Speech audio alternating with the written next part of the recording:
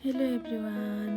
आज चाहिँ म हजुरहरूलाई देखाउन गइरहेको छु हाम्रो गान्तोकको अर्को साइडमा रहेको यो जुन केबल कार भएको साइडबाट अलिकति भित्र जाँदा चाहिँ यस्तो भ्यूहरू हेर्ने ठाउँ रहेछ। सुनसान थियो, मङ्कीहरू पनि यति धेरै, तर पनि हामीलाई चाहिँ धन्न मङ्कीहरूले केही पनि गरेन। अनि हामी चाहिँ यसरी त्यहाँनिर झ्यालमुरी रहेछ, अनि झ्यालमुरी चाहिँ एकदमै टेस्टी थियो।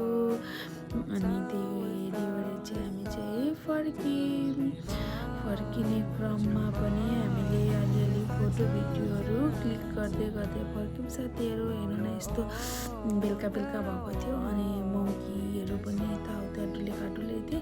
हामी चाहिँ डराउँदै आयौँ। हेर्नुहोस् त केबल कार। अनि हामीले चाहिँ मेरो छोरीहरूलाई फोटोहरू क्लिक गरिदिएको थिएँ। थ्याङ्क यू फर वाचिङ साथीहरू।